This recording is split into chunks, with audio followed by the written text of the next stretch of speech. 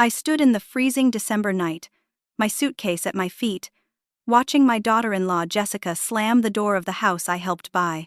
Her final words echoed in the darkness. "If you won't work, you can't live here." I was 67 years old, had just lost my job as a school librarian after budget cuts, and had nowhere to go. The temperature was dropping below 20 degrees.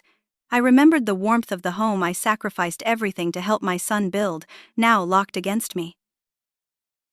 But let me take you back 3 months, when everything still seemed stable. My name is Ara, and I had worked at Riverside Elementary for 32 years. The students loved me, the teachers respected me, and I thought I had built something secure.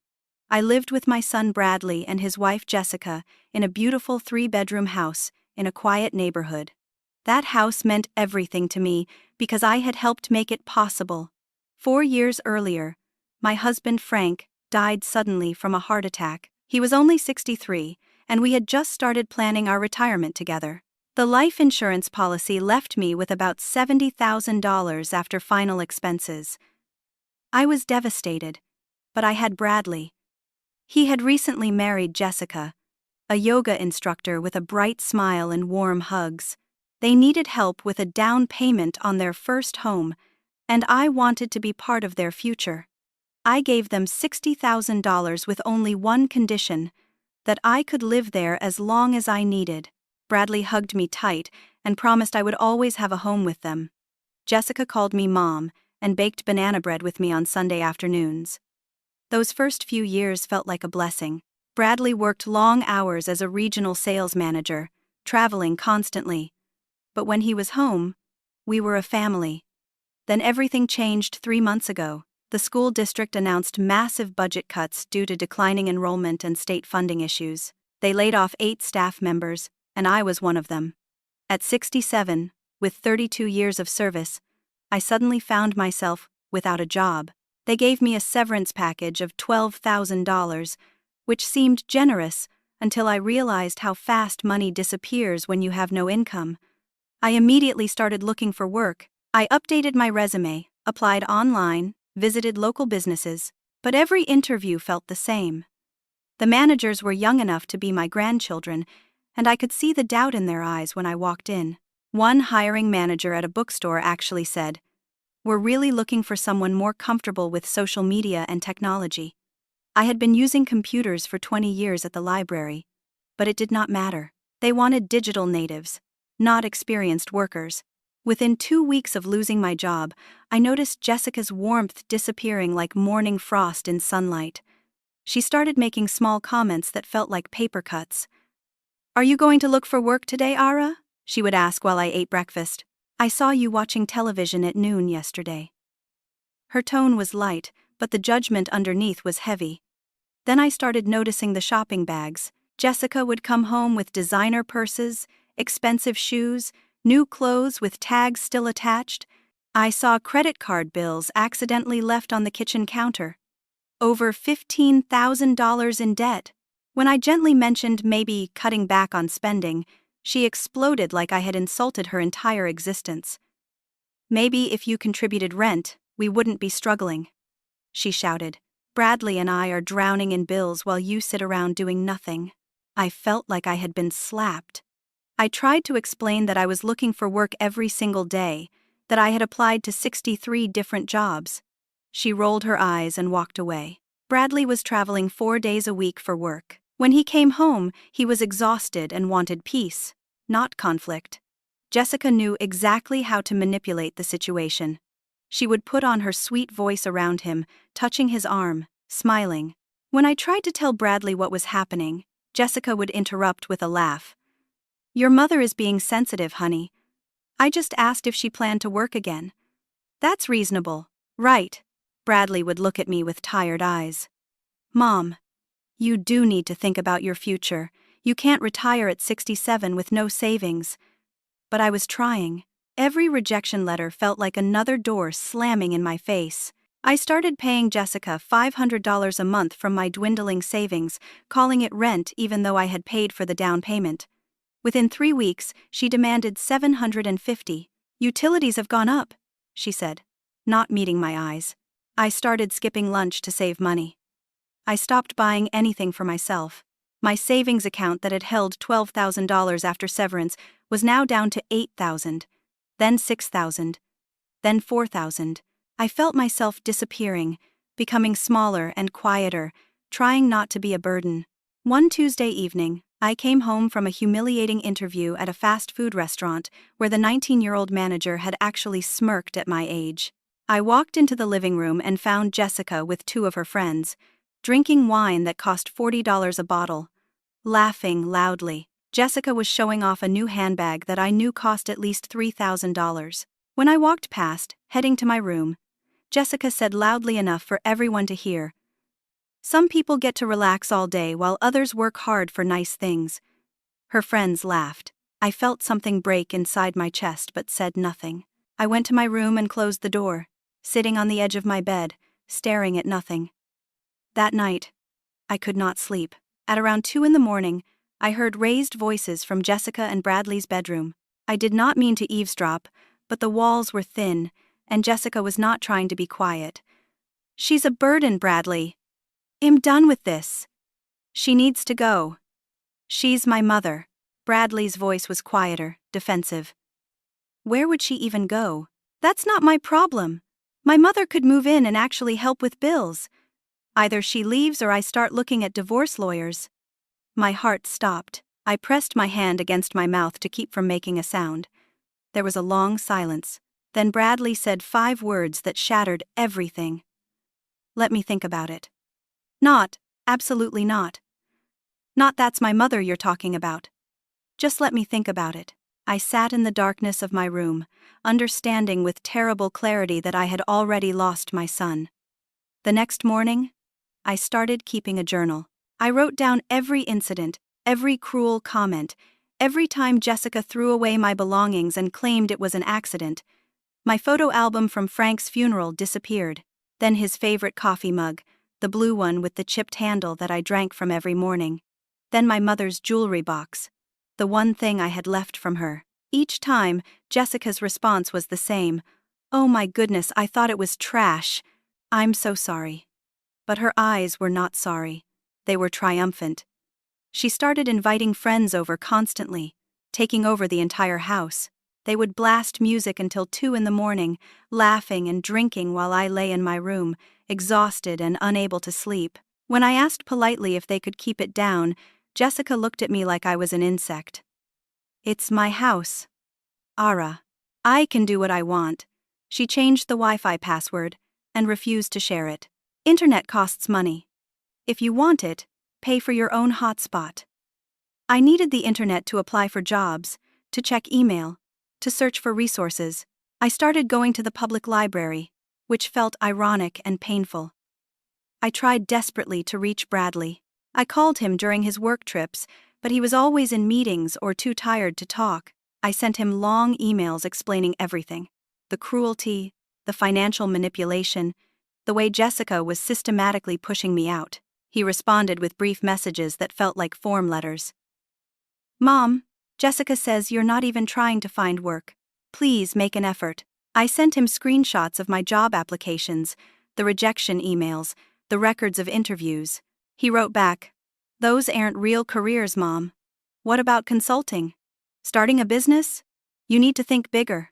I was 67 years old, living on savings that were evaporating, being psychologically tortured in my own home, and my son was telling me to start a business. I felt invisible, like I was screaming underwater and no one could hear me. Thanksgiving arrived, and I offered to cook like I always had. Jessica refused. "I'm ordering catered food. This isn't the 1950s era." On Thanksgiving Day, Jessica's parents arrived with expensive wine and elaborate gifts. Jessica introduced me to them as Bradley's mother who's staying with us temporarily. The word temporarily hung in the air like a threat. During dinner, Jessica's father asked about my plans in a kind voice that made it worse, somehow. Before I could answer, Jessica jumped in. "She's between jobs right now. We're helping her get back on her feet." The implication was crystal clear. I was a charity case, a burden they were nobly supporting. Bradley sat beside me, eating silently, saying nothing in my defense. I pushed food around my plate, unable to swallow past the lump in my throat. My savings dropped to $3,000. I needed that money for emergencies, for a deposit on an apartment if I could find one I could afford. I looked into early Social Security benefits, but the amount would barely cover rent anywhere in our expensive city. I researched senior living facilities and felt my hope crumble with every price tag that was triple what I could afford. I looked at roommate situations online and found mostly scams or dangerous-looking arrangements. The stress was destroying my body. I started feeling exhausted all the time, losing weight because I was skipping meals and because anxiety was eating me alive. Finally, I scheduled an appointment with Dr. Helen Morrison, my physician for 15 years. Dr. Morrison took one look at me, and her face filled with concern. She checked my blood pressure, elevated. She weighed me. I had lost 18 pounds in 3 months. She ran through a depression screening, and I failed miserably. "Ara, what's happening?" she asked, pulling her chair close. "Talk to me." I broke down. Everything poured out. The job loss, Jessica's cruelty, Bradley's abandonment, the fear of homelessness, the feeling that my life had become unrecognizable. "Doctor," Morrison held my hand while I cried, and when I finished, her expression was serious. "Ara, what you're describing is elder abuse, psychological and financial abuse. You need to protect yourself." But how? I had no legal claim to the house. I had no family except a son who had chosen his wife over his mother. I had no money for lawyers or options or escape. I came home that evening to find my bedroom door missing, completely removed from its hinges. Jessica stood in the hallway with a screwdriver in her hand. "We need it for the basement renovation," she said casually, like this was a normal, reasonable thing. I now had no privacy. Anyone walking by could see directly into my room. That night, lying in bed visible to anyone who walked past, I could not sleep. At 2 a.m, I heard Jessica and Bradley arguing again. "I'm done with this." Jessica's voice cut through the walls. "She needs to go. My mother could move in and actually help with bills. She's my mother," Bradley said, but his voice was weak. "Where would she even go? That's not my problem. Either she leaves or I start looking at divorce lawyers." "I mean it, Bradley." There was a long, terrible silence. Then Bradley said, "Let me think about it." I lay in my doorless room, staring at the ceiling, and understood that my son had already made his choice. He was just working up the courage to tell me. The first week of December arrived with brutal, unforgiving cold. Temperatures dropped into the teens at night, and the weather forecast predicted it would get worse. I could feel something terrible approaching like a storm on the horizon. Jessica's behavior shifted. She became openly hostile, not even pretending anymore. She would eat dinner in front of me without offering any food. She blasted music at all hours. Her friends came over and mocked me openly. "Still here? Wow, that's impressive," one of them said, laughing while looking directly at me. Bradley came home for 3 days, and I tried desperately to talk to him, but Jessica was always there, always interrupting, always redirecting the conversation. Then he left again for a week-long conference in California. As he hugged me goodbye, I wanted to beg him not to go, but the words stuck in my throat. The day after Bradley left, Jessica's entire demeanor changed. She was almost cheerful, humming while she made coffee, smiling to herself. I felt dread settle in my stomach like ice water. 2 days later, I came home from a job interview at a call center. They had rejected me, saying I seemed overqualified, which was code for too old. I walked through the front door and found Jessica waiting in the living room with 2 large garbage bags at her feet. "I packed your things," she said, her voice flat and final. "You're leaving today." For a moment, I could not process the words. "What? You can't just throw me out. Watch me." She crossed her arms. "You don't work. You don't contribute. You're a drain on this household, and I'm done. Jessica, I paid for the down payment on this house. Bradley and I had an agreement." She actually laughed. "That was a gift, Ara. You have no legal claim here, and Bradley agrees with me. I want to hear that from my son." Jessica pulled out her phone, turned it to show me a text message from Bradley. Do what you think is best. I trust your judgment. The words blurred in my vision. My own son. My only child. Jessica, please. I heard myself begging and hated the sound. It's December. It's freezing outside.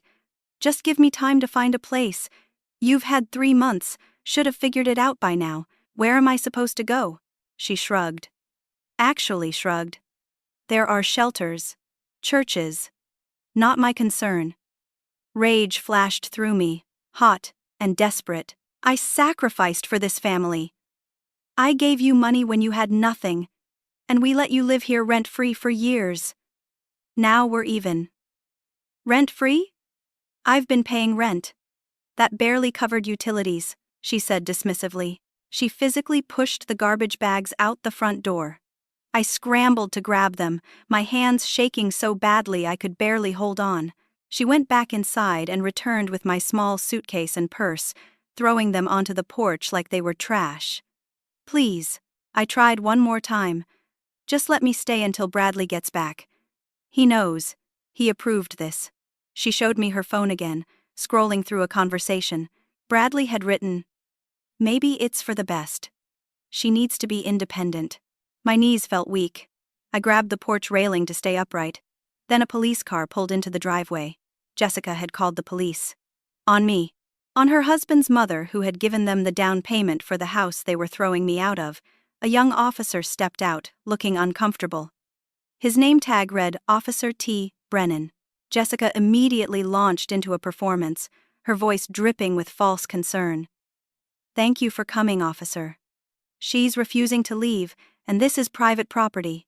Officer Brennan looked at me, then at Jessica, clearly sensing something wrong but bound by the law. "Mom," he said gently to me, "do you have documentation showing you have a right to be here?" I had nothing in writing. Nothing legal, just a promise from a son who had broken it. "I'm sorry, Mom," Officer Brennan said, and he genuinely looked sorry. "If your name isn't on the deed and she's asking you to leave, legally, you need to go." Jessica smirked behind him, triumphant. Neighbors were watching now, standing in their doorways, peeking through curtains.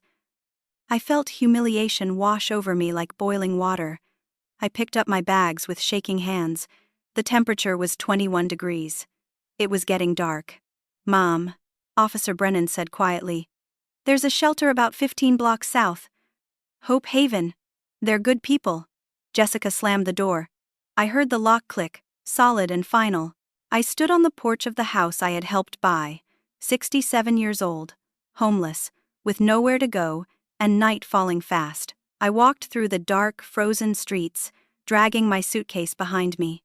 The wheels caught on ice and uneven pavement. My thin coat was not warm enough. I had not thought to grab my winter jacket from the closet because I had not imagined I would actually be thrown out. My phone battery was at 8%. I had $2,700 in my bank account. I was shaking from cold and shock and disbelief.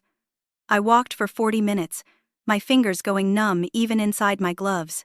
I passed closed shops, empty parking lots, a few other people hurrying home to their warm houses. I finally reached a 24-hour diner called Rosie's. The neon sign flickered in the window.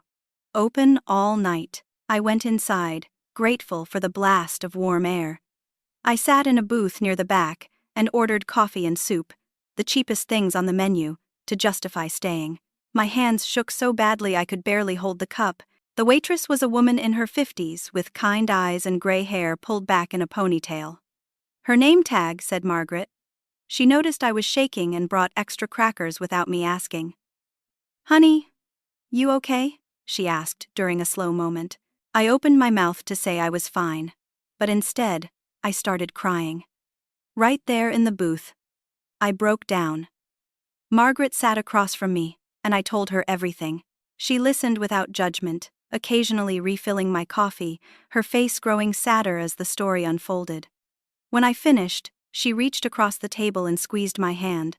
"Listen to me. 3 blocks south, there's a place called Hope Haven. It's a shelter, but it's clean and safe. The woman who runs it, Patricia Stone, she's good people. They have beds, Hot meals. It's temporary, but it'll keep you alive. I never thought it'd need a shelter, I whispered. Life surprises us, Margaret said gently. There's no shame in survival, honey. None at all. She drew me a map on a napkin, gave me $20 from her own tips. For emergencies, she said. You come back and see me, okay? Let me know you're safe. At 5 a.m, when the diner started filling with early shift workers, I walked to Hope Haven. It was a converted church building, painted pale yellow, with a sign out front that read, Hope Haven Shelter. Everyone welcome. A woman answered my knock, even though it was barely dawn. She was early 60s, with silver hair and efficient movements. Patricia Stone. Come in out of the cold. She brought me inside, sat me down with hot tea, and took down my information. No judgment, no questions about how I ended up here, just facts and forms and compassion. We have space, she said. You can stay up to 90 days while you get on your feet. We have rules. No drugs. No alcohol. Respect other residents. Can you follow those? I nodded, too exhausted to speak. She showed me to a room with 6 beds. 5 were occupied by sleeping women. She pointed to the empty one. That's yours. Bathroom is down the hall. Breakfast is at 7. Rest now. I lay down on the thin mattress, pulled the donated blanket over me, and slept for the first time in 2 days. When I woke, I met my roommates. Linda, 52, had lost her apartment after medical bills from breast cancer treatment destroyed her savings. Sharon, 64, whose husband died and whose pension was not enough to cover rising rent. Claire, 48, who had escaped a violent marriage with nothing but her life. They were kind. They shared their stories without pity, just understanding. There was no judgment here, only survival. During orientation, Patricia mentioned the shelter's partnership with Mercy General Hospital. They conduct medical studies. Nothing dangerous, just things like sleep patterns, nutrition research, antibody studies. If you participate, you earn $50 per visit plus extra meals. Sign up if you're interested. $50. I signed up immediately. My first appointment was scheduled for the next morning. Dr. Lauren Hayes, the research immunologist, was early 40s with a calm, professional manner. She explained the study. They were researching antibody production in different age groups, looking for patterns. Just blood draws and health questionnaires, she said. Simple stuff. She took my medical history, asked about illnesses, vaccinations, travel. I mentioned I had always had a strong immune system, had rarely been sick even when Frank was ill with various things over the years. Interesting, Doctor, Hayes said, making notes. Well, run the panel and call you back in a week. I settled into shelter life.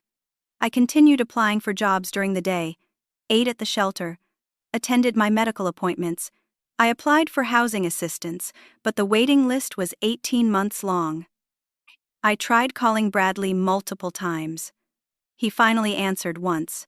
Mom, you need to take responsibility for yourself. Jessica and I need our space. Bradley. I'm in a homeless shelter. Long pause. You're being dramatic. There are resources. You'll figure it out. He hung up. I sat staring at my phone, understanding that I had truly lost my son. But I found something unexpected. Genuine friendship. Linda taught me how to make $5 stretch into 3 meals. Sharon shared contacts for senior services. Claire helped me update my resume. We laughed together in the evenings, cried together when things were hard. I realized I had not felt this kind of authentic connection in years. 1 week later, I returned to Mercy General for my follow-up. Dr. Hayes was waiting, but she was not alone. There was another doctor with her, an older man introduced as Dr. Richard Campbell, head of the immunology department. Their faces were serious. Ara, we need to run more tests, Dr. Hayes said. Your initial blood work showed something unusual. My heart dropped. Am I sick? Do I have cancer? No. Nothing like that. Dr. Campbell leaned forward. Your antibodies are extraordinary. We've never seen this profile before. They spent 3 hours running additional tests, drawing more blood, going through my medical history in excruciating detail. When I was finally leaving, Dr. Hayes touched my arm. "Don't leave town. We need you to come back. This is important." I left confused and frightened, wondering what was wrong with me. 3 days later, I received an urgent call. They needed me back at the hospital immediately. When I arrived, I was brought into a private conference room. Dr. Hayes was there, visibly emotional. Dr. Campbell was there. And a third person, a hospital attorney named Mr. Douglas Fletcher. My hands started shaking again. Dr. Hayes pulled out a chair for me. "Ara, please sit down." I sat, my heart pounding. "Your antibodies are unique," Dr. Hayes said, her voice thick with emotion. "We've tested them against our entire database. You have a rare combination of immune markers we've only theorized about." "What does that mean?" I whispered. Dr. Campbell opened a file folder. 6 months ago, a patient was admitted here in a coma. His name is Edward Hartwell. The name meant nothing to me. Edward Hartwell is 62 years old. Dr. Campbell continued. Has a pharmaceutical CEO. 6 months ago, while traveling in South America, he contracted a rare viral encephalitis.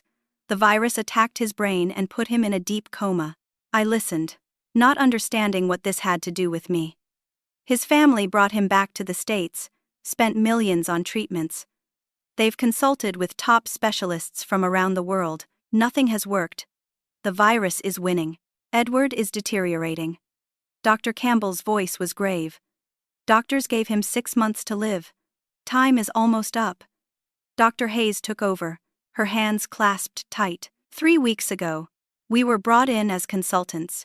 The Hartwell family funded research into antibody treatments. When we analyzed your antibodies against the virus sample, something miraculous happened. She paused, and I saw tears in her eyes. Your antibodies neutralized it completely. Not suppressed. Neutralized. Gone. I stared at her. I don't understand. Your antibodies can save him, Dr. Campbell said simply. They're the only thing that can. We've tested thousands of samples from our database and research partners nationwide. Yours are the only match.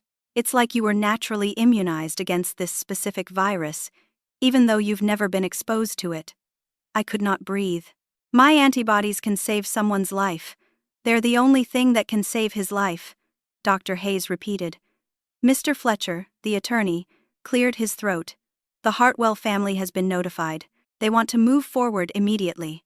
What does that mean for me?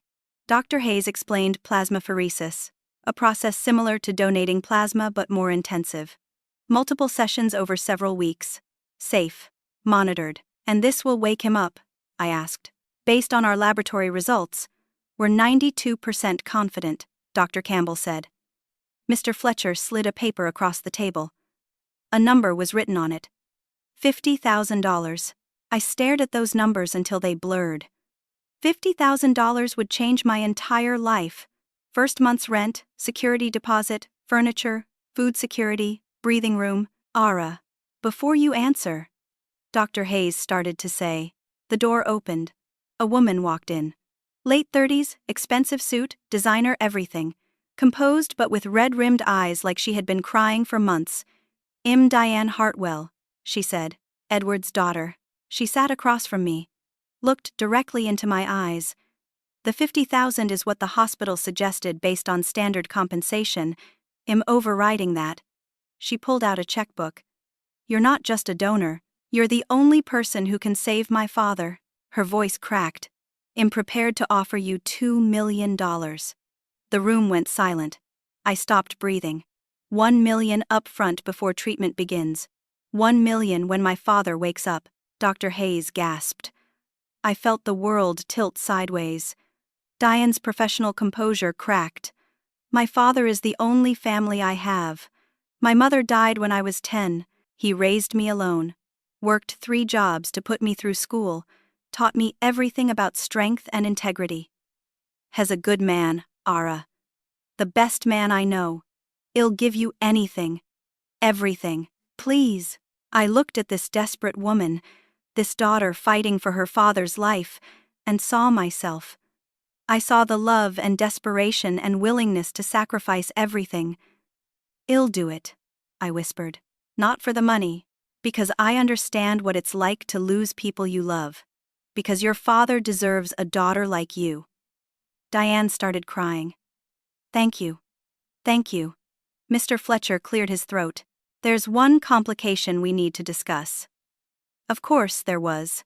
The treatment protocol requires you to stay near the hospital for 6 weeks.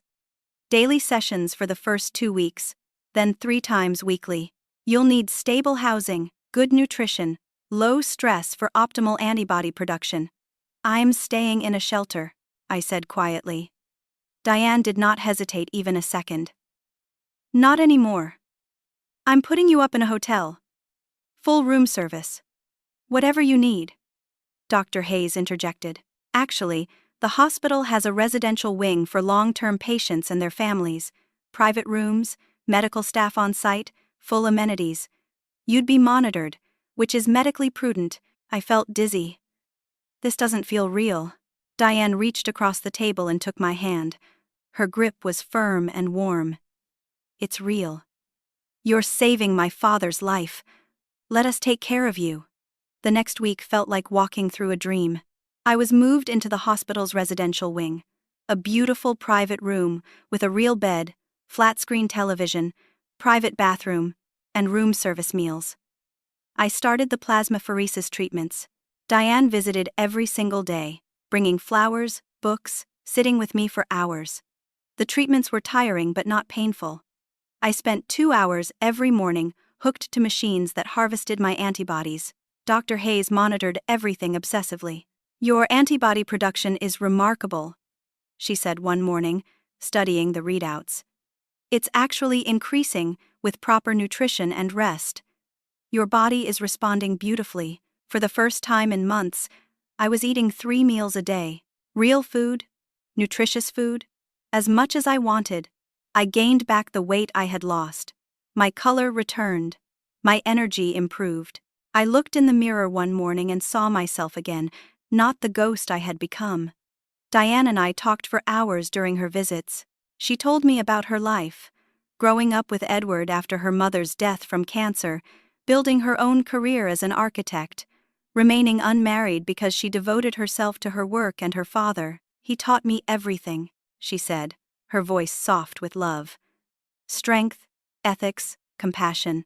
He built his pharmaceutical company from nothing, always insisting they keep drug prices fair, always putting patients first. When he got sick, my world stopped spinning." I shared my story. Frank's death, Bradley's marriage, Jessica's cruelty, becoming homeless.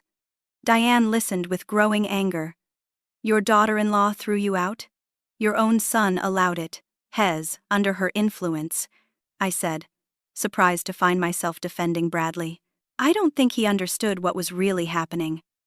"You're kinder than I would be," Diane said fiercely. 2 weeks into treatment, Mr. Fletcher arrived with paperwork and the first check, $1 million. I held it, hands shaking, staring at more zeros than I had ever seen in my life. "I've arranged for you to meet with a financial advisor," Mr. Fletcher said. "You'll want to invest this wisely," I laughed, a sound that was half sob. A month ago, I was worried about buying a bus ticket. Now I'm talking about investments. 3 weeks into treatment, Dr. Campbell brought news. Edward's brain scans are improving. The swelling is decreasing significantly. His viral load is dropping dramatically. Diane sobbed with relief, hugging me so tight I could barely breathe. Week 4. Edward's eyes started showing REM movement, the rapid eye movement that indicated dreaming. Week 5. He squeezed Diane's hand. Week 6. Edward Hartwell opened his eyes. I was there when it happened. Diane had asked me to be present. "You're part of this miracle. You should see what you've done." We stood in Edward's private room, surrounded by machines and monitors. Diane held her father's hand, talking to him like she did every day, telling him about her latest architectural project. And then his eyes opened. Confused at first, unfocused, then clearing. He turned his head slowly and found Diane. "Baby girl." His voice was hoarse from 6 months of disuse. Diane collapsed against him, crying, "Daddy, you're back. You're really back." Edward's gaze moved to me, questioning. Who? Diane pulled back, wiping her eyes. This is Ara. She saved your life, Daddy. Edward looked at me for a long moment, even weak, even just emerging from a coma. His eyes were sharp and kind. Thank you, he said simply. Over the next week, as Edward regained strength, Diane told him everything. My situation, the shelter, the antibodies, all of it. Edward was a self-made billionaire who had grown up poor in rural Pennsylvania, worked his way through college, built his company from nothing. He understood struggle in a way wealthy people rarely do. Your family threw you out, he asked me during one visit, his voice stronger now. While you were saving mine, he called his attorneys. I want to do something. A few days later, Edward insisted on meeting with me privately. He was in a wheelchair, still weak, but his mind was completely sharp. Ara, $2 million is what we agreed on, but it's not enough. You gave me my life back. You gave Diane her father back. He handed me a folder. Inside was a deed to a 2-bedroom condominium in a beautiful part of the city, overlooking a park, fully paid off. My name on the title. You'll never be homeless again, Edward said. I could not speak. Tears ran down my face. And there's more, he continued. I own a publishing company. Diane told me you were a librarian for over 30 years. I'd like to offer you a consulting position, helping us develop educational content for young readers. $50,000 a year, part-time. You set your own hours. No pressure, just if you want meaningful work. Why? I managed to ask. Why are you doing this? Because people who save lives should be honored, not homeless, Edward said simply.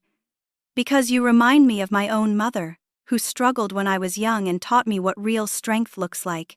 Because it's the right thing to do, Diane added softly.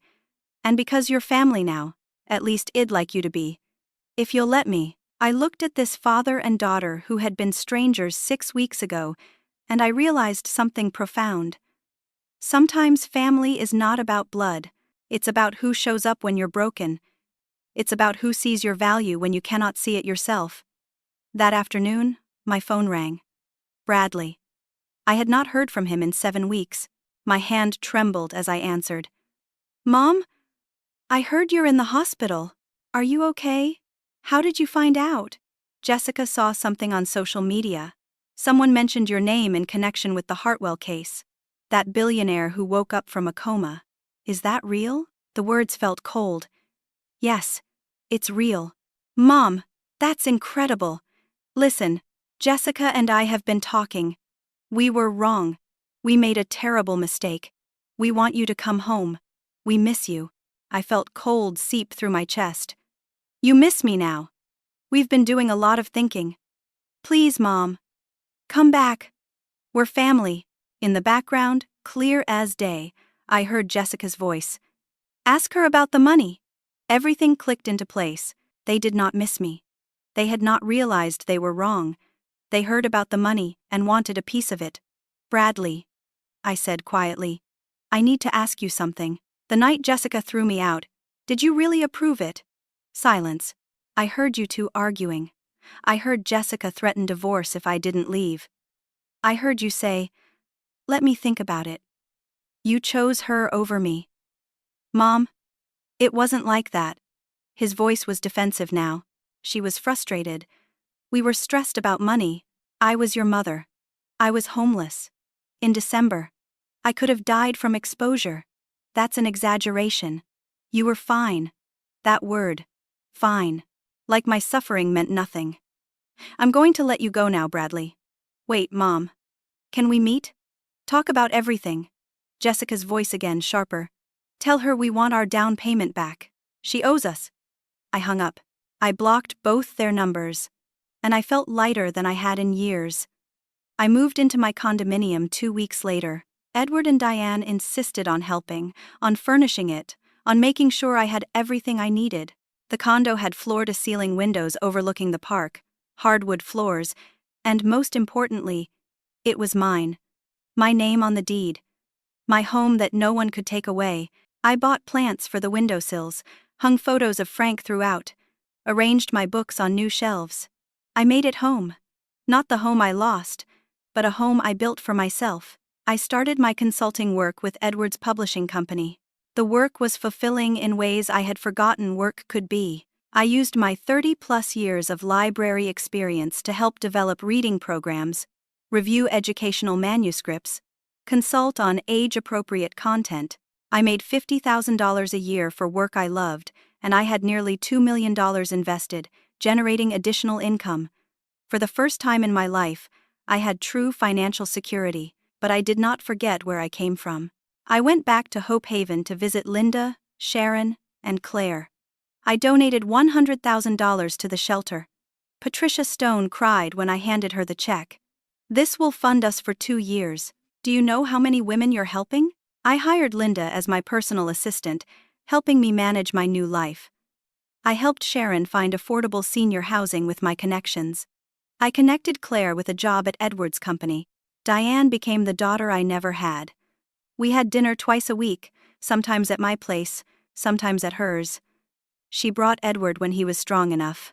Edward told me stories about building his company from scratch, about understanding struggle, about choosing to use wealth for good. "Money doesn't make you better than anyone," he said one evening over dinner. "It just gives you power to do good or harm.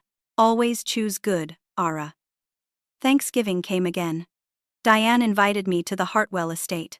20 people gathered around a massive table. Diane's friends, Edward's colleagues, people from the company, the shelter women I had helped. It was warm and genuine and full of laughter. I thought about the previous Thanksgiving with Jessica's cold performance, and I understood how far I had traveled. Bradley tried reaching out multiple times over the months. He sent emails, letters, even showed up at my condo once. I met him in the lobby, would not let him upstairs. "Mom, please. I'm sorry. I made a terrible mistake. Can we start over? Bradley? I will always love you, but I don't trust you anymore. You chose Jessica's cruelty over your mother. You let me become homeless. You called to reconcile only after you heard about the money. Sorry is not enough. What do you want me to do? I want you to look at yourself honestly. Figure out who you are without Jessica's influence. Maybe someday we can rebuild something, but I will not let you or her hurt me again." He left, shoulders slumped, and I felt sad but firm in my decision. Through mutual acquaintances, I heard the fallout. Jessica was furious about the money, felt entitled to it, pressured Bradley to sue me for the original $60,000 down payment. Bradley refused. "She doesn't owe us anything." We threw her out. The marriage cracked under Jessica's greed and anger. 6 months after I left, Bradley filed for divorce. The courts split their assets. They had to sell the house. Bradley moved into an apartment, sent me a letter. "You were right about everything. I'm sorry I didn't see it sooner. I'm working on myself. No expectations, but I hope someday you can forgive me." I read the letter and put it in a drawer. Not ready to respond, but not throwing it away either. Dr. Hayes published a groundbreaking paper on my antibodies. The research revolutionized treatment approaches for viral encephalitis and related conditions. I was invited to speak at medical conferences where I shared not just the medical miracle but the human story. I went from homeless to helping save lives. I told audiences of doctors and researchers, every person has value. Every person deserves dignity. My antibodies were valuable, but I was valuable even when I was sleeping in a shelter. Remember that. When you treat your patients. I never forgot Margaret, the waitress from Rosie's Diner who gave me $20 and directions to Hope Haven. I went back, found her working the night shift. She did not recognize me at first. Then her eyes widened. "Oh my goodness, honey, I heard about you. The antibody lady. You're famous." I gave her an envelope containing $10,000. "You saved my life that night. This is just returning the favor." Margaret cried and hugged me. And we became friends, meeting for coffee once a month to talk about life and second chances. 1 year after being thrown out into the freezing December night, I stood in my condo on another December evening. Snow was falling gently outside, covering the park in white. Inside, I was warm, safe, home. I thought about that terrible night, frozen, alone, terrified. Certain my life was over, I thought about everything that followed: the shelter, the tests, the miracle discovery, the money, the new family I found in Diane and Edward. I realized something profound. Losing everything had saved me. If Jessica had not thrown me out, I never would have gone to Hope Haven. I never would have participated in the medical study. I never would have discovered my unique antibodies. I never would have saved Edward's life or found a true family in the Hartwells. Sometimes you have to lose everything to find out what really matters. I started a foundation called Second Chances. It helped women over 60 who faced homelessness, providing temporary housing, job training, medical care, and most importantly, dignity. Edward and Diane partnered with me, contributing funds and expertise. In the first year, we helped 83 women get back on their feet. Each one of them received not just housing, but hope. I sat in my living room one quiet evening, a photo of Frank on the mantel. I talked to him like I still did sometimes. "We made it, honey. Different than we planned, but we made it." My phone buzzed. A text from Diane. A photo of Edward walking without assistance, smiling broadly in his garden. Caption: "Because of you. Forever grateful." I smiled. Outside, the city lights twinkled in the December darkness. Inside, I was finally home. Not the home I lost, but the home I built.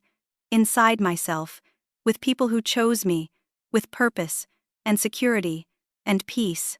I had learned the hardest and most beautiful truth. Sometimes you have to lose everything to discover what you're really worth. And my worth had never depended on a house, a job, or even my son's love. It had always been there, in my antibodies and my heart, waiting to save not just Edward Hartwell but myself. I was 68 years old. I was financially secure. I was surrounded by people who genuinely cared about me. I was doing meaningful work that helped others. And for the first time in years, I felt truly at peace. The journey from that frozen porch to this warm condo had been brutal and terrifying, and ultimately transformative.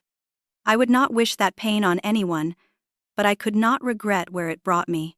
Because here's what I learned: resilience is not just about surviving the storm, it's about learning to dance in the rain, to find family in unexpected places, to understand that your value is inherent and unchangeable no matter what anyone tells you.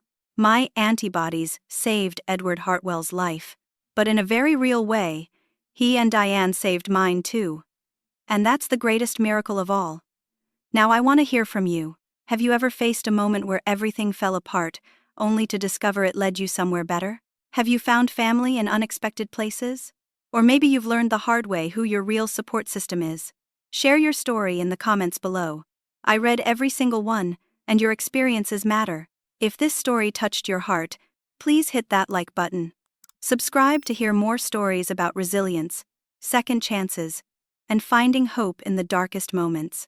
And share this video with someone who needs to hear that it's never too late for a new beginning, that their worth is not determined by their circumstances, and that sometimes the worst thing that happens to us opens the door to the best thing we never knew we needed. Thank you for listening to my story. I hope it reminds you that you are valuable, you are worthy, and you are stronger than you know. May you find your own second chances, and may you always remember, family is not just who you're born to, it's who shows up when you need them most. Take care of yourselves and each other.